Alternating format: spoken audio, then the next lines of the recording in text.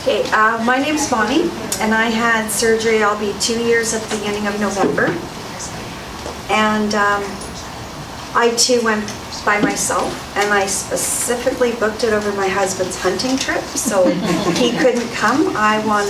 This was my journey. I made it about me, for me, and everything was my own decision. If I wanted to stay up till 3 a.m., I could. If I wanted to, I did whatever I wanted, and I don't regret it one little bit. His only concern was if something happened, being 2 countries away. My doctor was Dr. Valenzuela, fabulous lady. She literally saved my life in 2 ways.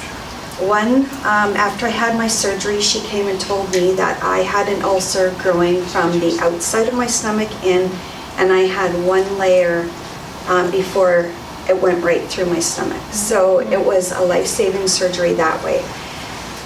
And I don't know how many of you guys, this gets me emotional, I was almost 300 pounds. I snored like a freight train. I had enormous belly. Everything was an effort. I used to wake myself up 2-3 times a night just so I knew I could wake up and face my family in the morning. And I love my family, I love my kids, fabulous husband, fabulous life. Nothing feared me more than having them come in the morning and me being gone. So I would wake myself up every night just so that I knew I would get up in the morning for them. I didn't know that this was an option. I went through the bariatric program here, but you have to jump through hoops, meeting after meeting, and it was seen to be the same thing day after day, every meeting. And I could not constantly be taking the time off work, and you miss 3 meetings, you're kicked out of the program, back on the waiting list. And I seen, it wasn't NBC, but it was a different program that was on Facebook. And so I thought, wow. I looked into that and I'm thinking, oh, I can't justify $15,000. So I started looking into it. And I decided on Mexico Bariatric because as I was going through and looking at all the doctors and reading up about them, they had all their credentials listed on the website. So you know exactly what the qualifications were, what their accolades are. There was nothing, and some of them pages after pages. I chose Dr. Valenzuela because I'm a woman and I wanted a woman surgeon, and her credentials were expansive, and that's how I chose Dr. Valenzuela. And best decision I've ever made. I can't believe. If I had to do it over again, I probably would have changed my lifestyle.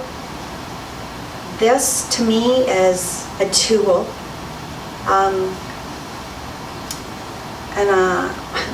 Like a kitchen, you use tools every day. And you're constantly, every day, I think about what I'm doing, how I got there. As soon as I, look at the orange or that crunch, you want that crunch. There's a bag of chips there, there's crackers there, there's cheese there. It's like, okay, apple and cheese. Because this is about you, this is for you and nobody else. You've got to make it about you. I think about everything every day, everything that I've gone through when I'm about to make bad decisions. And I have to make it work for me because I don't want to do this again. I don't want to have to be in that position in 5 years that I've let myself go and worry about waking up in the morning. I have high blood pressure. I had high blood pressure when I was 130 pounds. I had high blood pressure when I was 285 pounds. For me, the high blood pressure is my body. And surgery didn't help it because it was never a weight issue. And that's one thing I'll never be able to get off of is blood pressure medication. because I had it at 130 pounds. Had it at 300 pounds. After the surgery, I know this hasn't been touched on yet. After you have surgery, you know, everybody thinks chicken is such a great protein and this and that. Don't be surprised if chicken is one of the hardest things for you to eat. You'll be better off. I found it easier eating red meat than it was chicken. It took me a long time to be able to eat chicken. Salads. I know some people that I can eat a whole cup of salad, 8-ounce salad, where my friend, she can't have 2 bites of lettuce without it making her sick, even now, and she's had surgery before me, and so she's been out more than 2 years. There's things, you just have to listen to your body, you know, really cut back on breads. Soda. I cannot burp. Soda is out for me. I can't, I'll take a sip just because it's there, but it is a sip. It's on the tip of my tongue. Alcohol, what you could drink before, and it's not promoted because they're so high in calories, but it actually burns my stomach. I can't, I'll have a beer once in a while, but it's got to be a certain beer, it's got to be almost flat. Other than that, it's not much. Wine, I'll have some wine, but as far as alcohol, it's like not much at all, because I can't burp, which is a godsend because I can't. So now you're the DD. Yeah, well, but because your stomach is so small now, alcohol affects you differently. 1 glass of wine, and I know I can't drive because you feel it. Your liver's, it's like in your liver right now. So if you're going to go to that wedding, or go for dinner, have that couple glasses of wine, you really want to think who's driving, because alcohol is affecting you far differently than you had expected. You could sit down and have a bottle before, where a bottle, you are out before, it's just not going to happen because it's like having 3 times the amount. And I'll go out for dinner with my girlfriends. They'll argue over who's going to share a meal with me because they know I will eat the portion, basically the leftover portion is mine, and I still foot half the bill. So they're okay with ordering a $30 dinner with me because I'll have the tiny piece of meat, I'll have a wedge of potato, I'll take most of the vegetables, not even, I'll take maybe half the vegetables, but it's leftovers, and I get half the bill. You know, like how much better is that? What surgery did you have and how much weight have you lost? I had the sleeve, and I started at 385 when I went in for surgery, 285, and I weighed myself this morning and I'm 205. So, and I'm okay with that. My goal was 175 pounds, but I don't care. Like, I can still get there, but I am happy with how I look right now. I don't want to be skinny and have all my skin hanging down and be ashamed of like that. Everything's right the way I want it to be right now. I can choose to go and change back the way, or, you know, change the eating for better. I'm not a bad eater, but I don't want to be there. But I'm not the fat friend anymore. I'm not. My friends were always healthy and gym and vegans and like super healthy. I wasn't. I was the fat friend. I was giving them my clothes, and now I'm getting their clothes because they've let their metabolism slow down, and it's catching up with them, and I'm not the fat friend anymore. And I'm more than happy with that. My feet would hurt, my knees would hurt, my back would hurt. But if I was at a dinner party or just an evening with the girls, I would stand the entire night because I didn't want to take up half the couch. And I didn't want to sit in something that I couldn't get out of. I didn't want to have to scooch to the edge of my chair and boost myself up. Not when you're with all these healthy, fit, active people. There's no way I was doing that. I would stand the entire night. And it didn't matter to me how uncomfortable I was. I was not embarrassing myself by sitting down. I wasn't going to take the seat of 3 people. No way. But I tell you, when you get into that,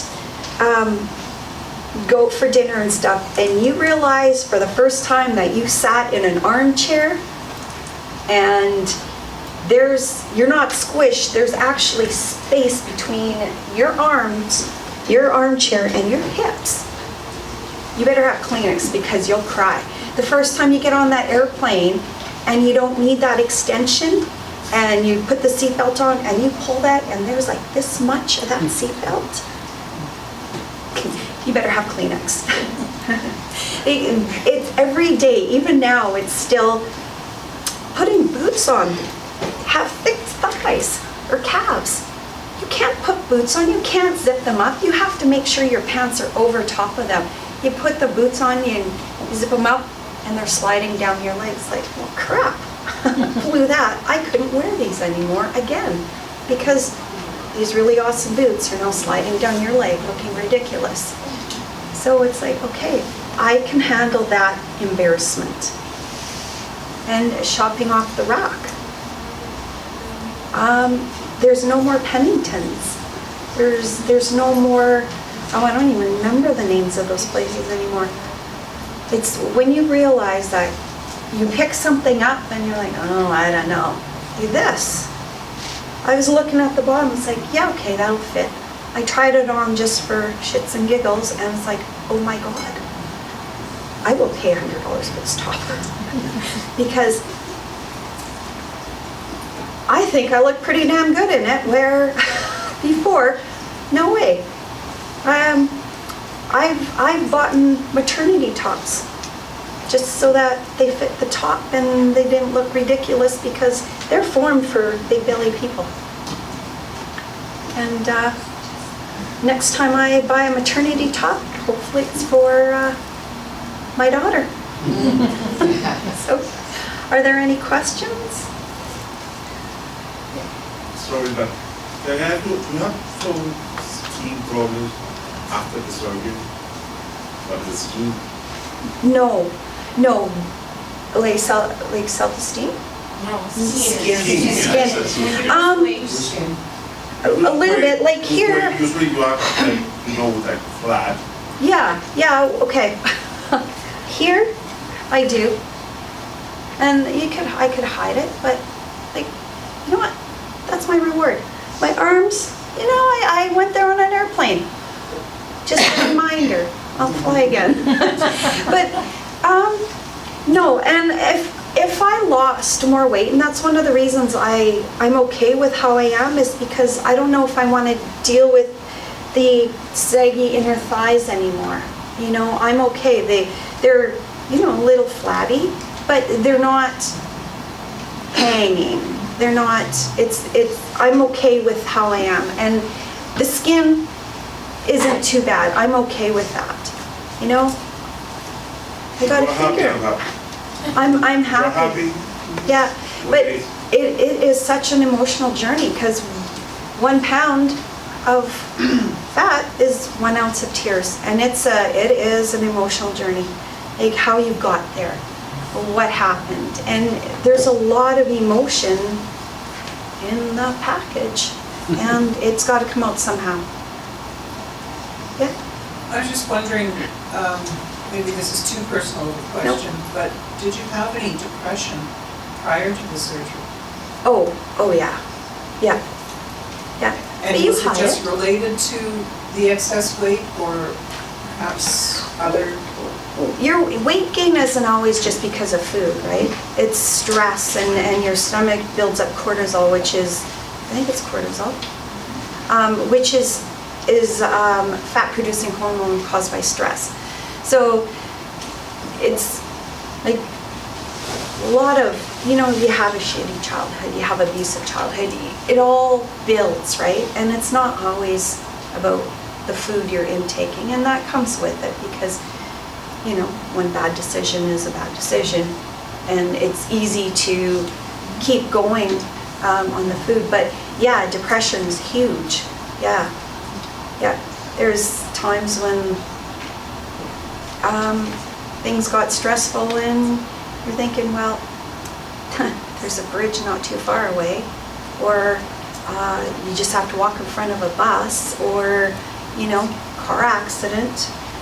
Yeah, like it's there's a lot of anxiety and a lot of depression, and even now with it being such an emotional journey to lose the weight, that's one thing that you have to really be careful of is the depression, because like I just said, every pound is an ounce of tears, right? And you can't lose all that and be chipper and happy and the struggles are just gone. It's not, like it's a tool. Were you on antidepressants beforehand? Yeah. Because a lot of antidepressants put on weight. Yes. They don't help you lose weight. Like I said to my doctor, I said, you know what, enough is enough, I'm done. Yeah. The antidepressants are packing more. I mean, I go to the doctor and you gain another 10 pounds. So to get off of them is huge. It could have been, but as soon as I started stopping, as soon as I realized I wasn't feeling, if my kids were upset and stuff, and I'm like, oh my God, like I could be knitting instead of listening to your tears. I thought, okay, no, I'm not feeling. That's when I just thought, okay, I'm done with the antidepressants. And but when I would get into that position where you're weepy, you're tired, you don't even care if your dishes are done in a week, and then it's like, okay, I have an issue again. So it's all self-awareness. Even now, you might feel like the antidepressants will help you over this hurdle, but you don't have to be on them all the time. Once you start feeling better and able to make rasher decisions and able to change your thought patterns again, maybe it's time to go on lower dosage and really talk to your doctor about going off them. That's what I've done. And I've been on them since my surgery because it doesn't go away. It doesn't stop your issues and your problems and your past. It doesn't just go away because you've had surgery. So you just have to be aware of how you're feeling and what's going on at the time. Okay, you're the first day. Some people get up and move around right away. I was exhausted. I didn't want to get up. I got up to go to the bathroom and then I went back to bed to sleep. I woke up to call my husband to let him know I was okay. And then probably the first 18 hours, I pretty much slept the whole time. And then after that, you're uncomfortable. It's like you've got a lot of tube inside of you, and you've got the weight of that, and you've got the bandages. So it was uncomfortable. It wasn't in enormous amount of pain. It was more uncomfort. And you do get the painkillers for that. If you just need a Tylenol, you get a Tylenol. If you need something more, they will give you something more. But as soon as that drain comes out, it's a whole different ballgame. You're still going to have, a little uncomfortable from the stitches and stuff, but nothing compared to what it was before at all. And you're tender, no word of a lie, you're tender, so take light clothes like yoga pants and stuff because all your incisions are above your pant line, not below. So it's okay, but you don't want to wear jeans or anything tight like that. Skirt would be okay. But the first few days I got home, I was tired. I still went and did stuff, still had the dog to walk and junk like that. I did that, but I made sure I had the time to be able to lay down and rest if I had to. But within a week, it was like nothing. I was up doing everything I normally did. I watched what I was lifting up. I didn't do anything over strenuous, but I didn't stop living and just be a couch potato because you don't want the blood clots. You're still healing, and you don't want to have to, you want your energy back. You're starting to get energy. You're seeing that weight loss, and the more water you drink, the more energy you get.